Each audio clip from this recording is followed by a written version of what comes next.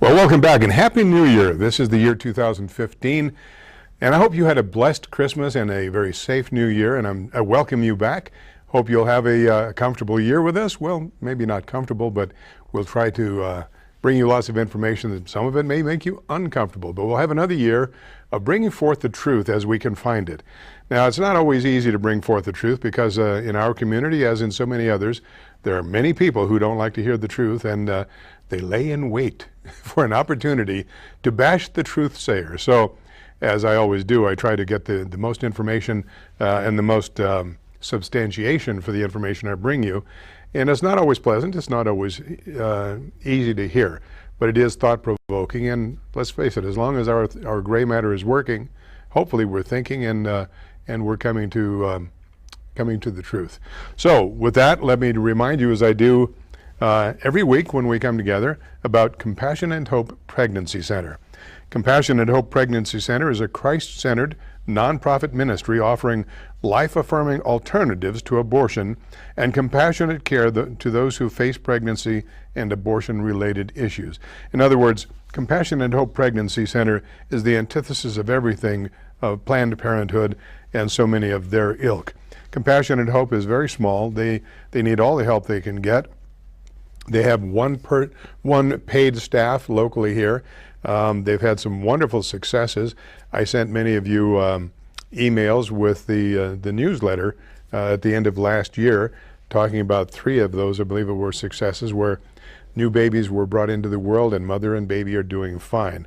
But Compassion and Hope needs your compassion so they can continue to provide compassion and hope. So won't you please call 478-HOPE. 478-HOPE. As you know, here in Idaho, the area code for the whole state is 208. 478-HOPE. See what you can do to help Compassion and Hope bring compassion and hope to a young mother or young family who may be struggling with an unexpected pregnancy or some other difficulty. You know, abortion is never a good alternative to bringing a healthy child into this world. So please, if you, and I hope you at the end of last year, you can use this for tax purposes, if for no other reason. I hope you remembered Compassion and Hope Pregnancy Center around the Christmas time when we're all giving gifts and looking forward to the birth of our Lord and Savior Jesus, the living, risen Christ. All right, and with that, let's start talking about the year 2015 as it is today. Now we're going to go back in the Wayback Machine in a moment here and go way back into 2014. But for the moment, let's talk about 2015.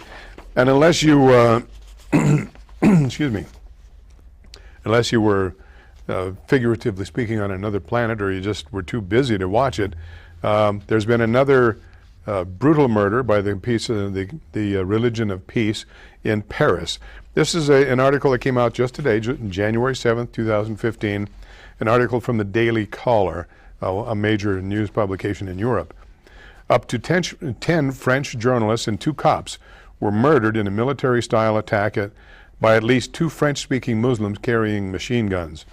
The black uniformed attackers killed the 2 police officers before they machine-gunned the liberal journalist at the Paris-based satirical magazine Charlie Hebdo, which has routinely criticized Islam's reputed founder Muhammad, along with many other non-Muslim politicians and historical figures.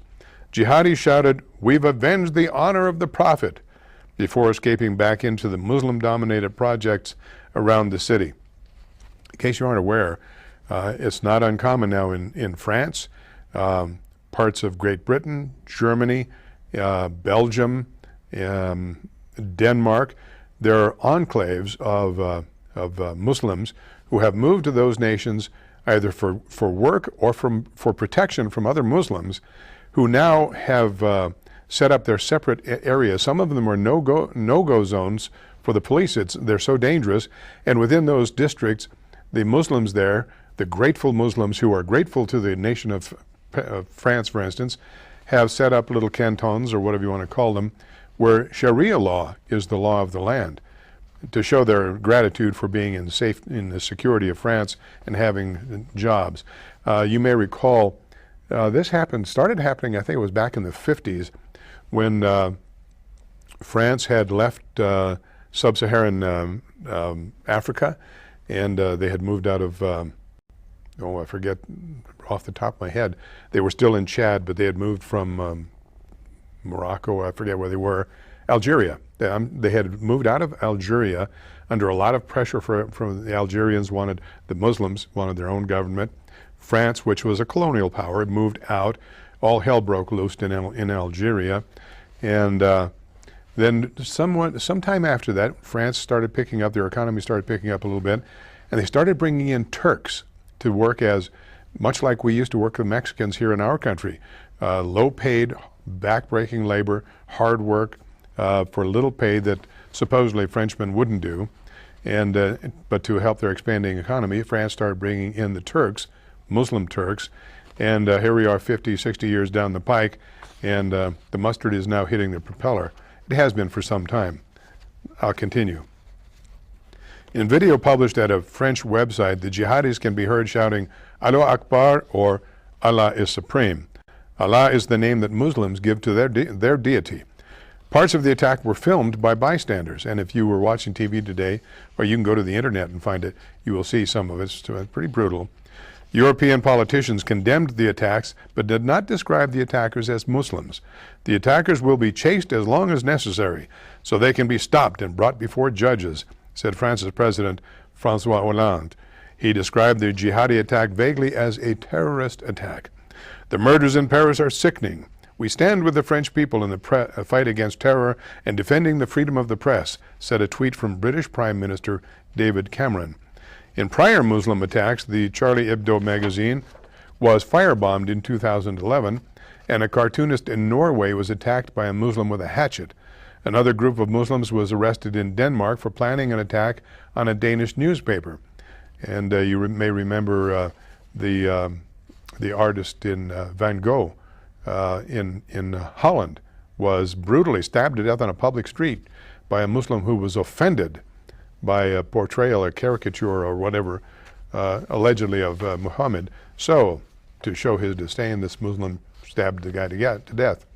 Islamic doctrine assumes religious law is enforced by the government and says criticism of the religion requires a death penalty. For example, Islam's rule book, the Quran, says, who is guilty of more wrong than he who forgoeth a lie against Allah, or saith, I am inspired. In contrast, the Christian Bible's New Testament separates government from religious law and urges Christians to turn the other cheek. At least 10% of France's population of 67 million consists of Muslims, most of whom are immigrants. Muslim citizens and immigrants have launched numerous jihadi attacks against French people during the last few years. In March 2012, for example, a Muslim murdered 3 French school children in school. The Muslim also killed 3 soldiers. In recent weeks, Muslims have driven cars into crowds of French people, injuring more than 20. More than 1,000 Muslim men who were living in France have reportedly joined the Islamic State in northern Syria. A statement from U.S. President Barack Obama condemned the attack, but failed to mention Islam. I strongly condemn the horrific shootings of the offices of Charlie Hebdo magazine in Paris that has reportedly killed 12 people, Obama said. Our thoughts and prayers are with the victims of this terrorist attack and the people of France at this difficult time. France is America's oldest ally and has stood shoulder to shoulder with the United States in the fight against terrorists who threaten our shared security and the world. And that is just today, and that's ongoing. I got to see just briefly before I left to come to the studio tonight, where it appears that the French government has captured 3 of these jihadis. There were 2 that you can see them on the film. If you watch the video, you can see these 2, and it's a very military-style operation. They park the car, they calmly get out, they approach this poor cop. I guess he was a bicycle cop. Now, many, if not most, French cops are not armed. And that comes as a surprise to a lot of Americans because we're so accustomed to all of our cops being armed. There are French police officers who are armed, but not all of them. And apparently this one was a bicycle cop, and they just murdered him. And then they went back and got into their little Citroën, and one of them picked up a shoe that he'd kicked out of the car as they were leaving. They also had a shootout, well, an assassination attempt on two French police officers who had responded to the shots being fired into the magazine, as I understand it. And these guys just deployed in a military style, just opened the doors in the car and deployed and opened fire on the approaching police officers in the car, put some 15 holes in the windshield. You can count them in the windshield. By the grace of God, neither of them was killed or even injured, I guess.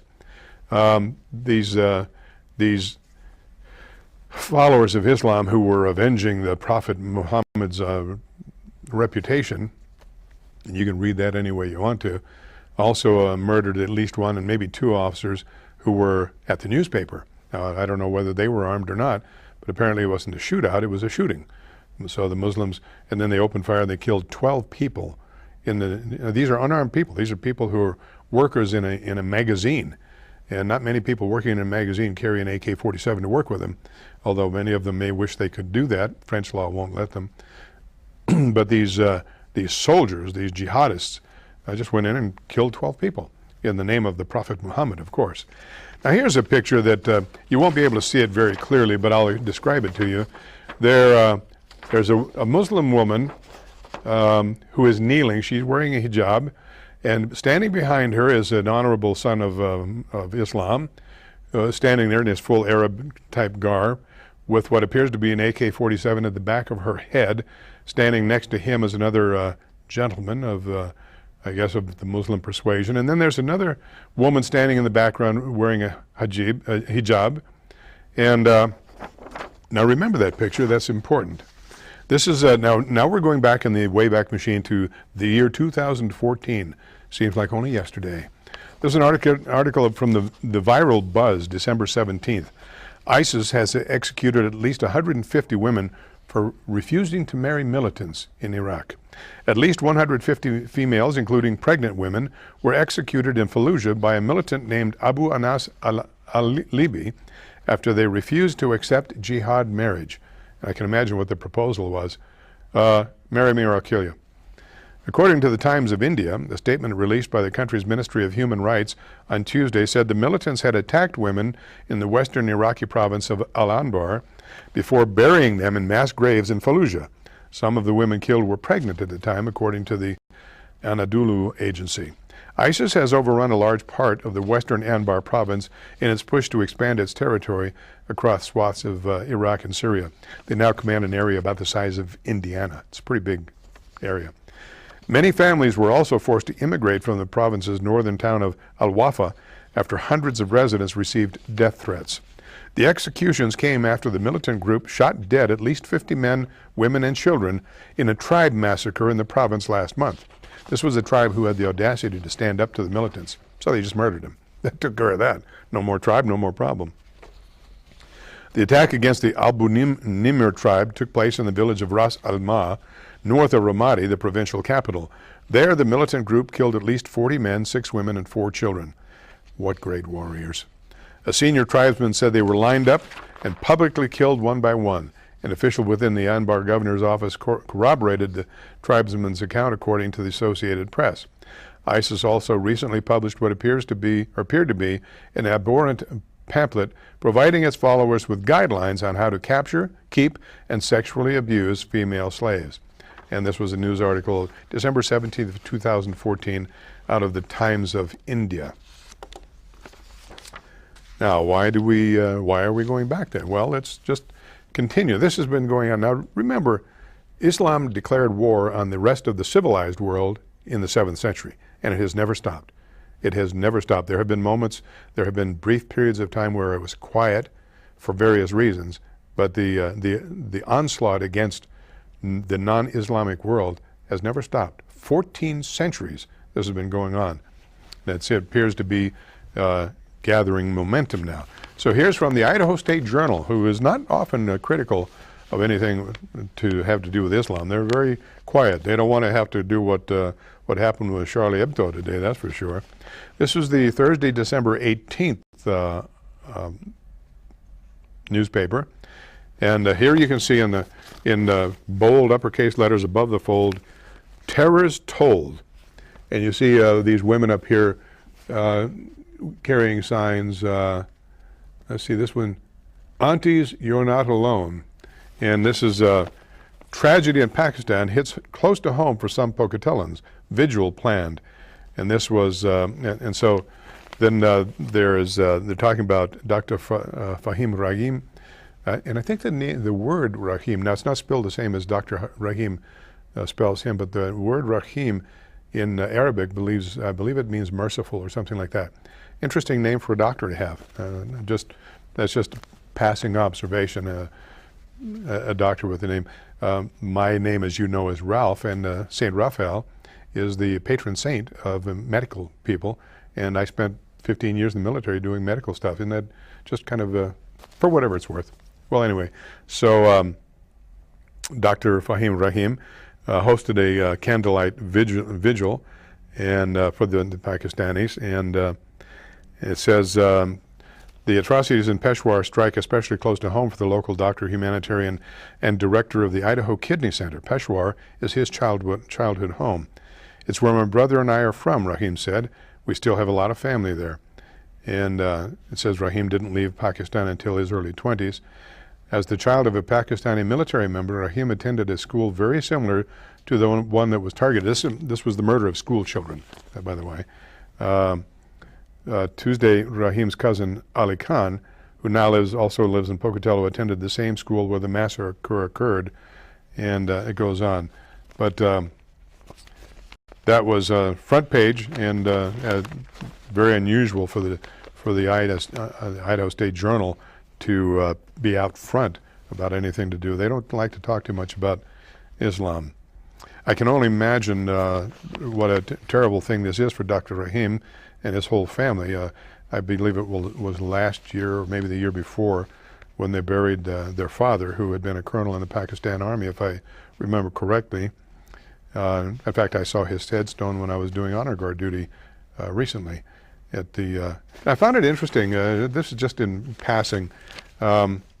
Shortly after they buried their father, they made a petition. I don't know if it was which Dr. Rahim it was. They made a petition to the city council, never went anyplace, to have a set-aside part of the cemetery to be set aside strictly for Muslims. And I found that interesting. First of all, either they are Americans or they are not. And I find this no touching, even in the graves, to be a little bit difficult to deal with. I find it very difficult for people who come to this country and keep these sensitivities, if you will, where they want to be separate from the rest of us because of their religious sensitivities.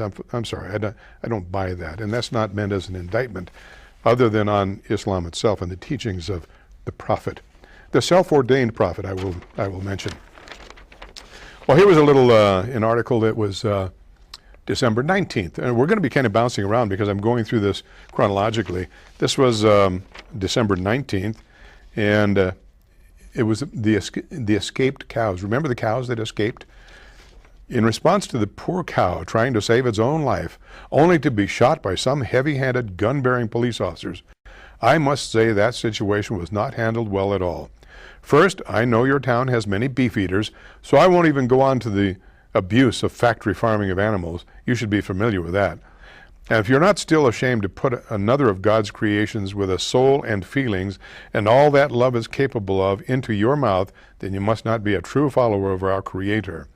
There's no difference between the animals, your dog or cat or pet pig, you love, and the animals you eat. None. Zilch. Zippo. No difference. And stop supporting the circus, too. They enslave and abuse animals every living day of their lives, like the slaves before the Civil War. Would you like that? Really?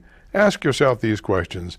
Morally, spiritually, personally, do you want the shame and death on your hand? And they had to, this was for me good for a giggle. Now I have to tell you, I'm a member of PETA, People Eating Tasty Animals. So this was, I found this, but the newspaper had to print this. It was by Rhonda Humphrey of Northampton, Mass. That, a letter to the editor.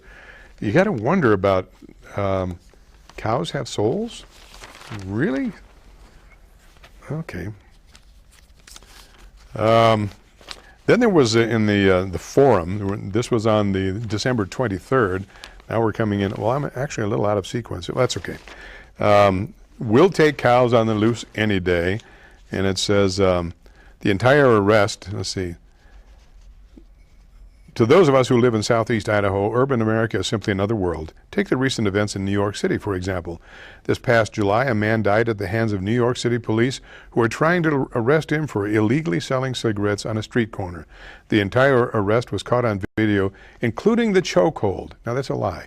In fact, there's a fellow that teaches Taekwondo, very knowledgeable on karate, all forms of the arts. And I suspect when he looked at this, he may have seen it as the way I did years ago when I was studying in the martial arts. The hold that police officer who was giving away 100 pounds to the fellow in New York, that was not a chokehold. And those of you who looked at it, if you know what a chokehold is, that was not a chokehold. It was maybe an attempt at a judo control because there was a clutching at the cloth. When he came rolling around and his arm was around the guy's neck, there's no way to avoid that after they rolled around. But it was anything but a chokehold. But leave it to the ISJ to keep the common lie going. And the autopsy refuted there being any chokehold at all. No bruising, nothing that would indicate that there was a chokehold applied. And that was in the autopsy. Who are you going to believe? The ISJ or your lying eyes? A grand jury earlier this month cleared the officer of any wrongdoing. And then it goes on. Well, there was another piece, another letter to the editor called Torture Editorial by Michael Westwood of Pocatello. I don't know Michael Westwood, but there was a paragraph that I put in here, and I had to do this. I had to outline it. It says, let's see. While the editorial they were talking about torture didn't yield useful information, and that had to do with waterboarding and all these other things that some people call torture.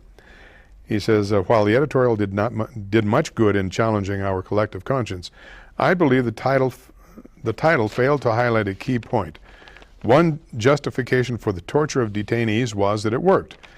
However, even if torture had revealed useful information, it still would have been a devastating blow to the humanity of both the victims and the perpetrators of these violent acts. And my only comment on this, the people that they're torturing, in quote, these are not, what humanity? You mean like ISIS, where they murdered this 150 people in there, or this 50 people in the tribe, where they murder pregnant women, children, and old men? Is that the humanity you're talking about here, Mike? Well, to each his own. People see it differently. Years ago, before it became a fun topic for discussion, many of us who went through survival training in the military went through various forms of waterboarding.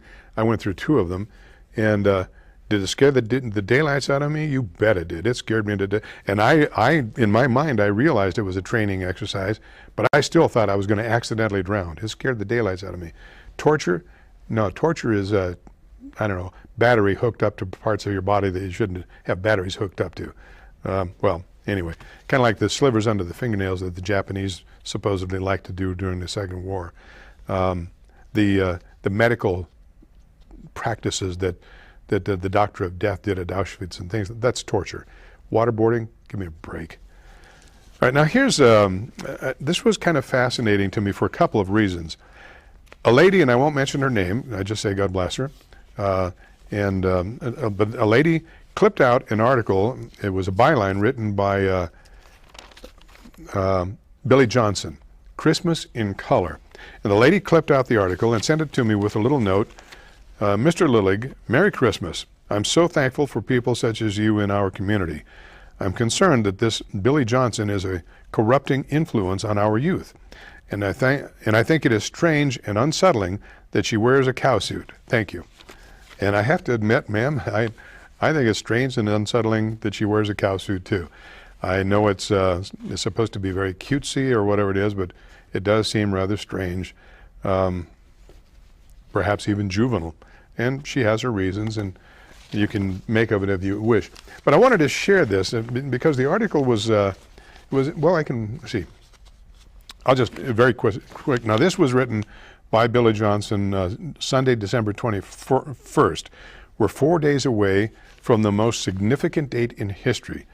We're going to celebrate, even though there are questions about whether it's the right time. Was it in January, February, March? Doesn't matter. We are celebrating it December 25th, the birth of our Lord and Savior Jesus, the living, risen Christ, the incarnate God who has come to earth, the most significant occurrence ever in the history of mankind. And Billy Johnson submits an article just 4 days before this. December 21. It's the winter solstice, 4 days before Christmas and my birthday. My Decembers hold a variety of holiday traditions and birthday celebrations, but this year I added something new. School District 25's Festival of Trees. I made 5 trips to the Stevens Performing Arts Center in conjunction with the festival. 3 were set up, three were to set up and help decorate a tree, and 2 were to attend and enjoy the event. The tree I helped wrestled with was donated by 2 recently formed student-named clubs at Pokey and Highland, the PHS Triangle Alliance and Highlands Sage, Straights and Gays for Equality. The Triangle Alliance draws its name from the pink triangle that originated in Nazi concentration camps used to identify gay men, but transformed into a gay rights symbol in the 1970s. The triangle also nicely represents the 3 missions of a Gay Straight Alliance, GSA, which are advocacy, support, and camaraderie. Each school's club is coming into its own and can expect to shift focus among these 3 purposes depending on the direction students take them. I have had conversations with the administration at Century High School, and they are more than willing to support a GSA if there are students willing to start and maintain one. Some students join a GSA to influence their schools or community's climate with regard to LGBT people. Some students seek support, and others' interests lie in the social aspect of hanging out in an explicitly welcoming, respectful, and empowering space. I love all these liberal catchwords. Shouldn't that describe every school, club, or extracurricular activity? I actually think it describes many clubs already in existence. And I have a list of these little catchwords that I just love it when the liberal left uses things. For instance, have you noticed how many people start a sentence now with so, as if they were in an ongoing conversation? You've never said a word to them and they say, so then yesterday we did this. Or like, every other word is like. Here's one I love, drill down. Let's drill down and get to the meat of it. Or optics. Well, the optics aren't right for that particular thing. The bottom line. We've heard the bottom line to the point at the end of the day when we can get all fired up. And anyway, so reading Ms. Johnson's column here, and I'm listening to this liberal doublespeak. I actually think it describes many clubs already in existence. Both clubs have teacher advisors on campus. And I have to wonder, are these teacher advisors straight? Or are they same-sex attracted? Are they practicing homosexuals? I'd like to know more about these teacher advisors who are advising our youth on the taxpayer school grounds that are funded by our taxpayers, when 97% of us may not be in agreement with this whole LGBTQ thing on our schools, where they are being indoctrinated, as well as supposedly supported and empowered, into this lifestyle. Well, anyway, I'm going to read it from this one. It's a little easier because I have to continue. Okay. Both clubs have teacher advisors on campus and have been active since the beginning of the school year. I've been working with both advisors to oversee and coordinate weekly meetings, and in November we designed and decorated a tree for the Festival of Trees. Businesses, families, schools, and clubs donate trees for auction each year with themes central to their group or centered on the season. I asked students if they wanted to go loud and proud. I love these student advisors like Ms. Johnson here, with pride flags and LGBT symbols, or if they wanted a traditional holiday theme. It was up to them, but I held my breath while they discussed and researched ideas. I'm all about advocacy of equality, but for our first foray into a community event, I hoped we could be subtle. Yeah. I constantly navigate how much direction and guidance to offer because it's important for students to lead. But there are times when an edict is appropriate. I wasn't going to dictate their decision, but I really wanted them to make the decision I'd make. Okay, so this adult who has a very very impressive education, who is obviously she's a lesbian, she's a self-proclaimed lesbian, and I can't quite figure out if she's living with a woman who has children, and if that's her significant other. I don't really care, other than when I see someone with this kind of agenda influencing our children at the school, the warning bells go crazy. They don't just go off, they go crazy. I lucked out. They found a lovely, subtle rainbow design outline that spiraled up and around the tree. Perfect. They called it Christmas in Color. To fund the tree, the Pokey advisor on behalf of both clubs applied for and won a sponsorship grant through the Seattle-based Pride Foundation. Now there's something you really want your children to be involved with. From their website, they inspire giving to expand opportunities and advance full equality for LGBT people. They invest in organizations, students, and leaders in Alaska, Idaho, Montana, Oregon, and Washington, transforming individual acts of courage into a unified movement for change.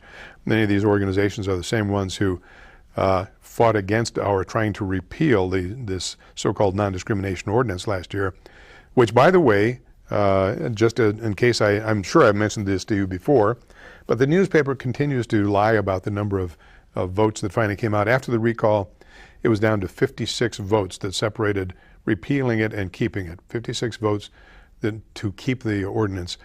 Cost the LGBTQ people $156,000 to do that. Do you think she's an advocate? Yeah. She makes it very clear that she's an advocate for a lifestyle that many of us would not want our children involved in, even peripherally. But to continue, I know it's taken courage for kids, and some kids, gay and straight or questioning, that's the Q, LGBTQ, oftentimes they leave the Q off a lot because there's a diversion. Does the Q stand for queer, as some who identify as queer will put, or does it stand for questioning? That's softer and easier to digest.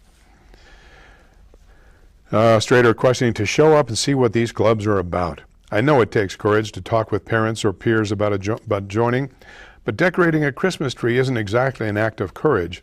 No, but it's very subtle indoctrination. Get the group involved. Make it acceptable. Or is it?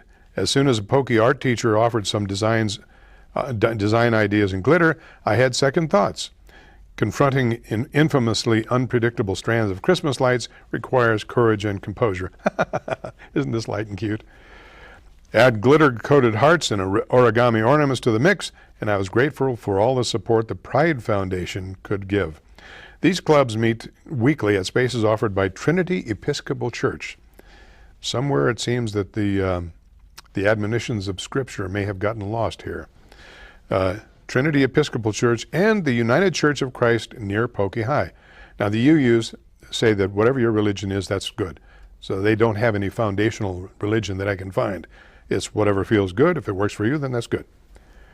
An interesting view. The open doors of both churches have not only allowed us a place for dinners and gatherings, but it's sending the message that there are many people, churches, and other organizations here more than willing to accept and assist us just the way we are. Kids can't hear this enough. When I work with glitter, I can't hear this enough. I'm grateful that the school district has been supportive of the students who've wanted to start these clubs and the adults who wanted to help.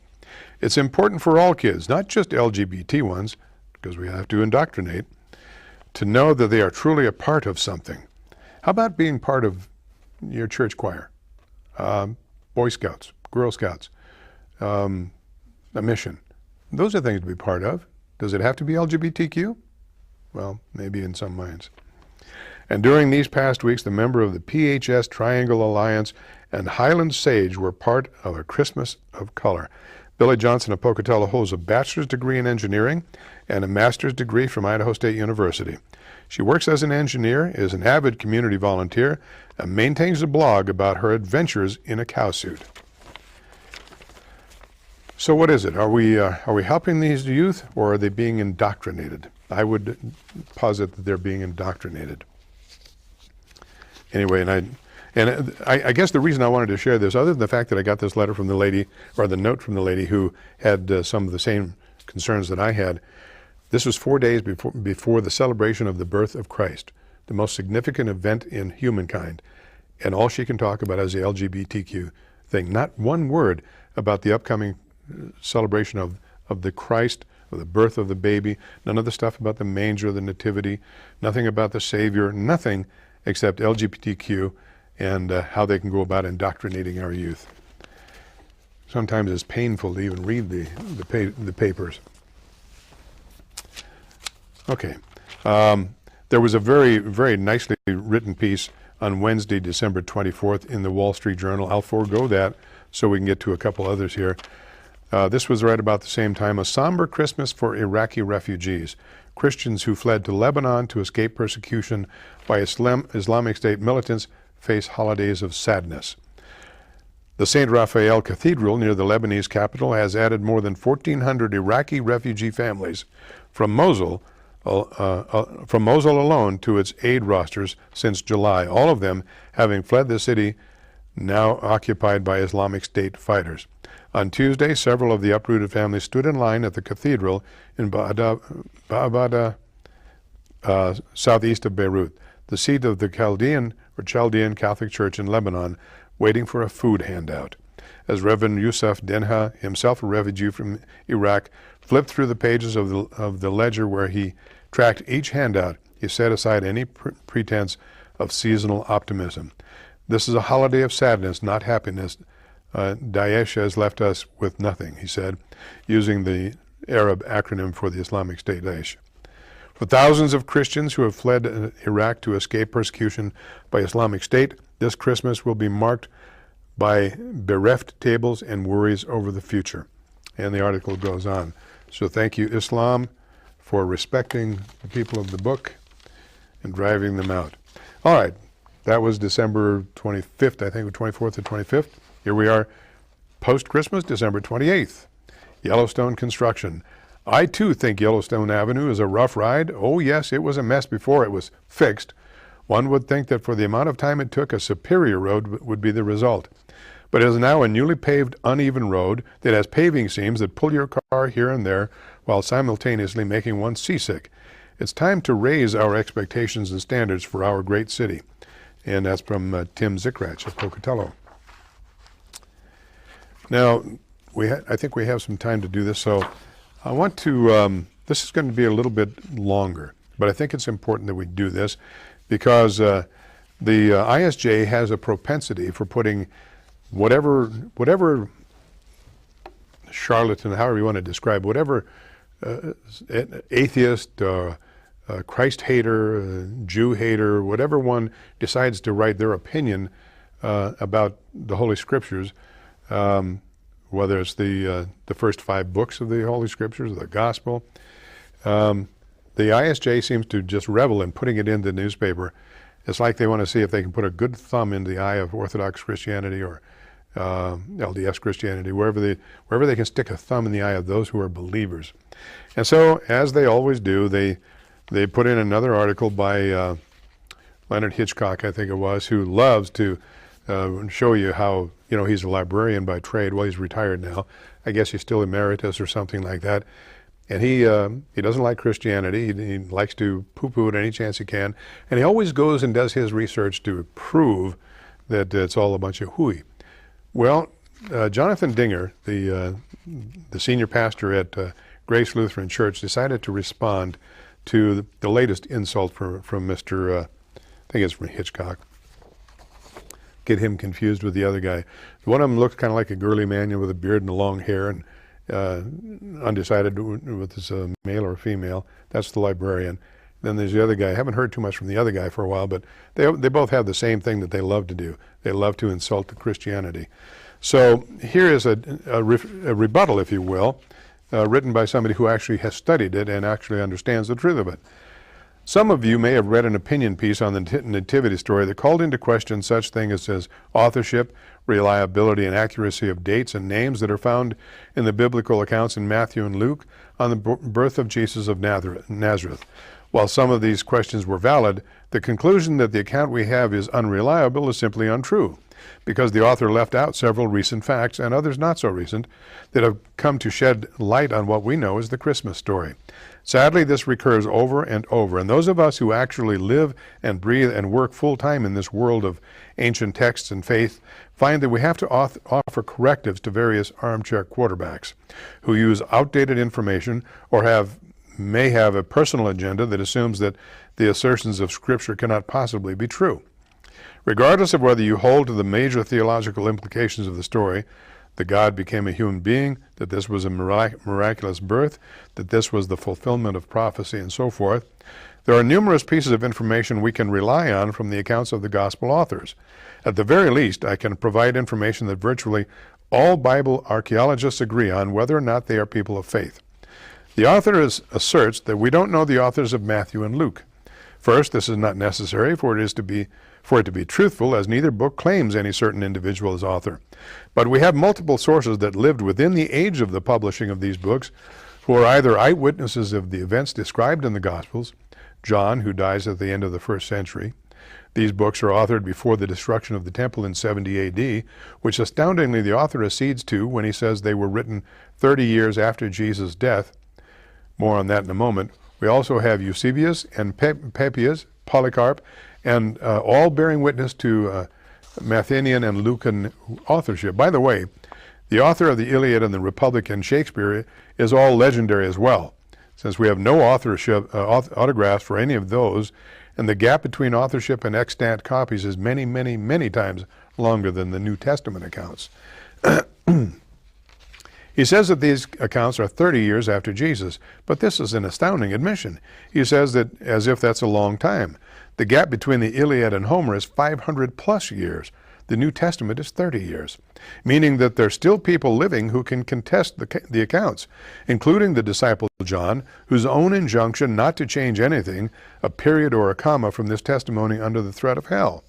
He certainly would have disputed false claims about Christ, especially because his birth was so intrinsic to Jonean theology of the Incarnation. No mention of this.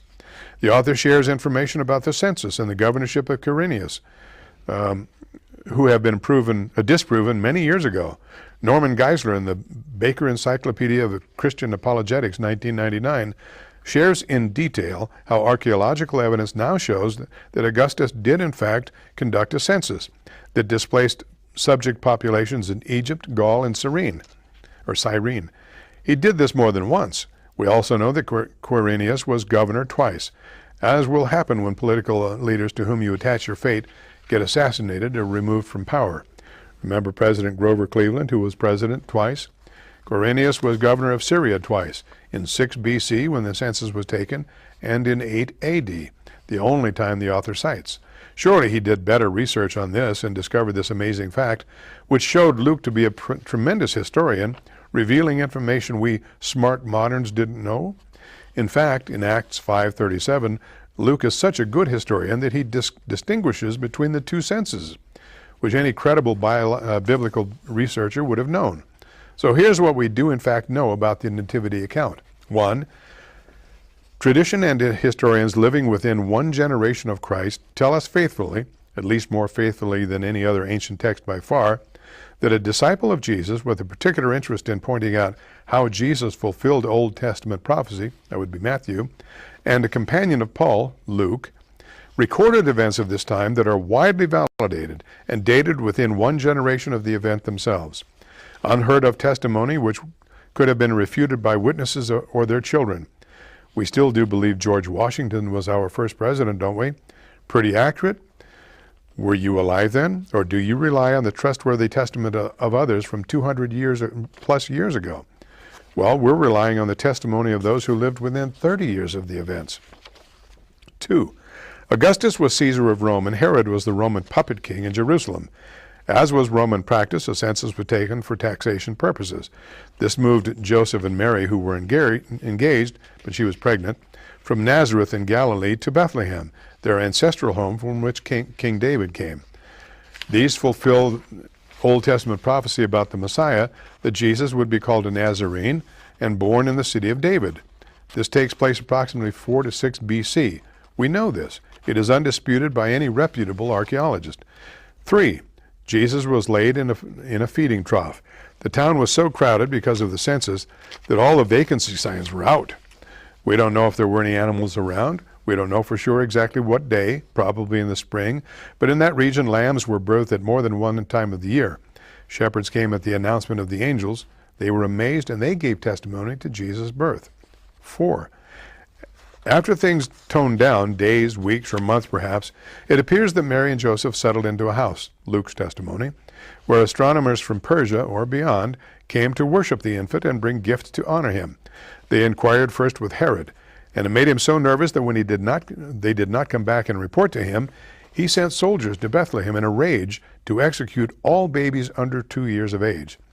This probably means that the wise men journeyed after a sign in the heavens.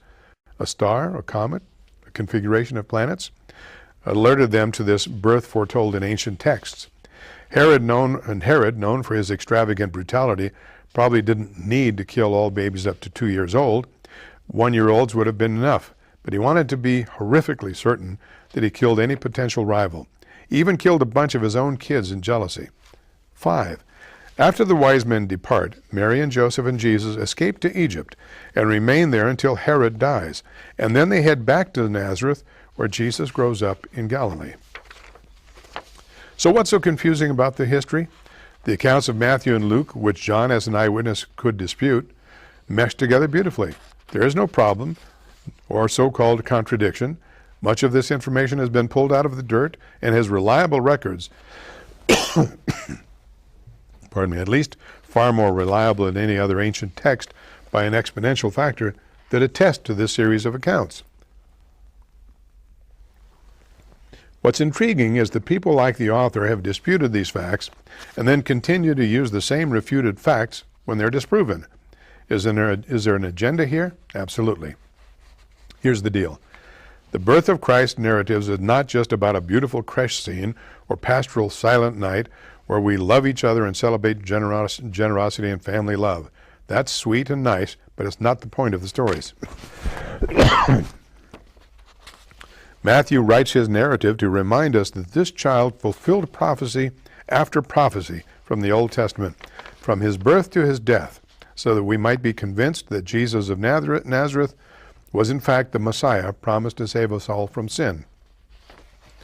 Luke writes his account to verify and ground this birth in the events of human history. It's not a feeling or mindset or movement. It's God keeping his promise to humanity and humbling himself in such a way that we would receive him, not mystically or spiritually, but tangibly. A baby you can hold, a mother and father who have endured the scorn of their neighbors and family, a heavenly plan fulfilled in human history and reality. John writes for us an even deeper truth. The Word became flesh and made his dwelling among us. God alone bends so low, taking on human flesh and subjecting himself to the embarrassing humilities that we all suffer from having to be fed and changed and held.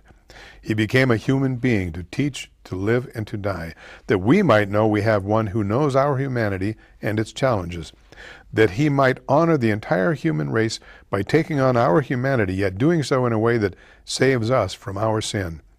This is the greatest journey ever made, a tremendous act of love and sacrifice. And I suspect that's what caused offense. Horrible, isn't it, that we would be loved so much? And that was authored, as I said, by Reverend Jonathan M. Dinger, pastor of Grace Lutheran Church here in Pocatello. Now, I know that was a little lengthy. In fact, I had planned to show you a film tonight, but I thought it was important that we, all of us, this is a city that is by and large made up of Christians, or at least those of us, we profess to be Christians. We can't let these articles go unchallenged. When they go into the ISJ apparently doesn't have the same, I don't know what they have. I really don't know what their soul is over there. I honestly don't. It seems like there are a bunch of liberal, progressive left-wingers, and they seem to revel in trying to destroy any of us who have, or destroy our ideas on the Christian faith. But I think it's important for you and me and anyone, when we see these articles in the ISJ that are patently false, we need to challenge them. And we need to challenge them with authority by people who know, not some misguided librarian who is a secularist, an atheist, whatever he is, I don't know.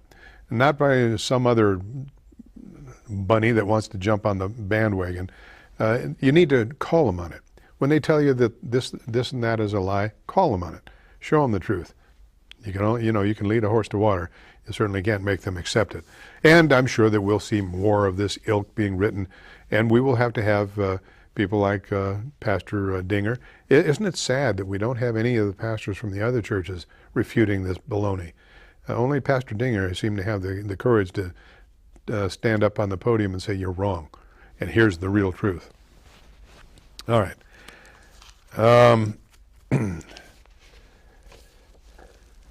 I'm going to skip over. There was one here. It's the Pope's Colloquium, December 28th.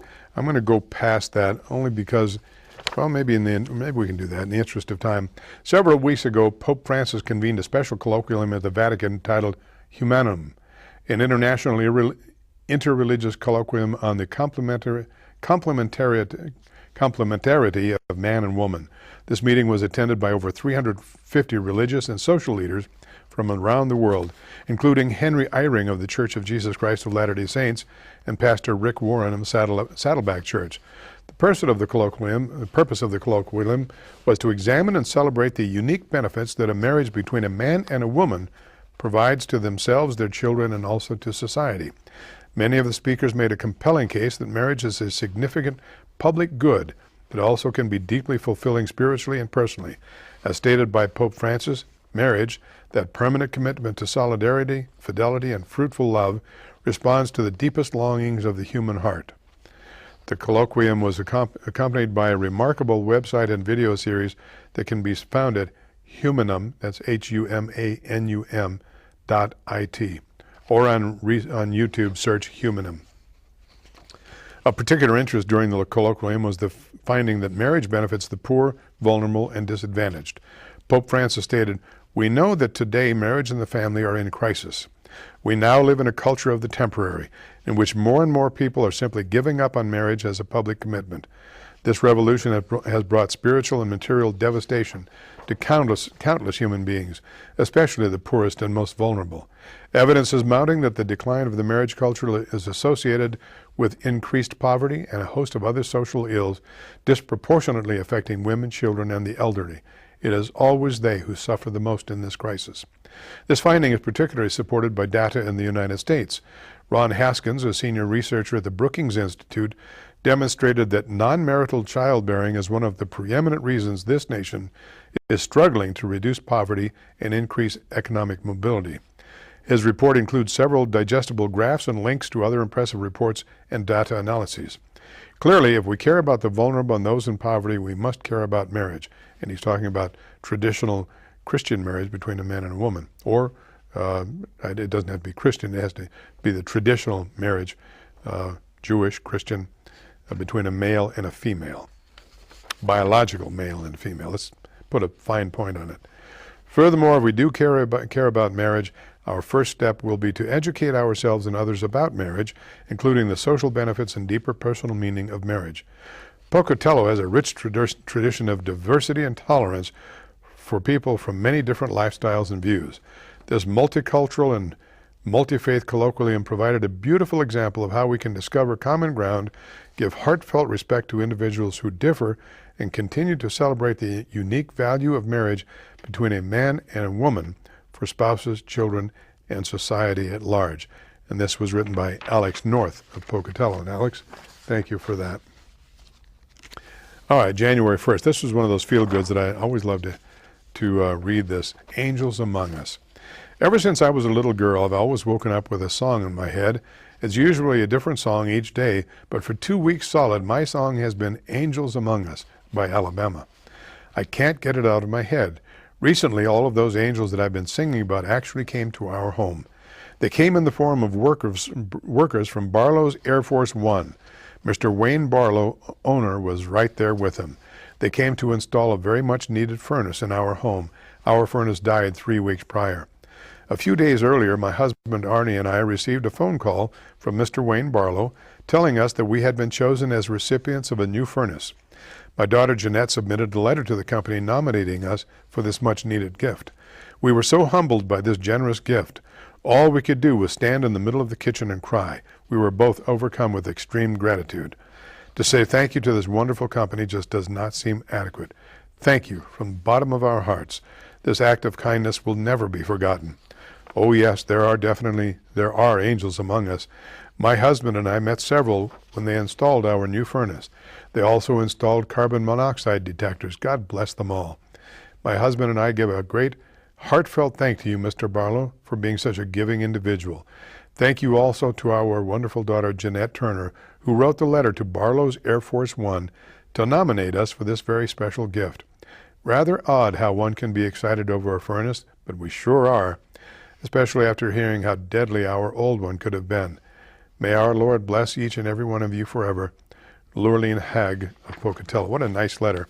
Barlow Air Force One. Keep them in mind when you're thinking about doing business. Think about their business. Good people. I had the pleasure of meeting the wife, Mrs. Barlow, a couple of years ago. She and her daughter, nice people. Haven't had any need to call any furnace companies lately, but I'll certainly keep Air Force One in mind when I do. All right. We may have time, just barely time, for one more letter. This is January 1st. Thanks to Saudi Arabia. It is ironic that Idaho working families have the country of Saudi Arabia to thank for providing them an unexpected Christmas present by providing a drop in gasoline prices this past month. Meanwhile, the state of Idaho has done little to put additional monies in the hands of working families. As Wayne Hoffman of all people suggested, the state could, at no very little cost to it, drop the sales tax on food. After all, those on food stamps do not pay sales tax for the food they purchase. Well, we're out of time, so let me simply say Happy New Year to you. Welcome back. I hope you'll join us again next week. Same time, same station. God bless you and yours. Be aware of current events. I will bring you the information as I get it. I will try to give you the truth about the information. Remember to pray for our nation, pray for Israel. God bless you and yours. Good night.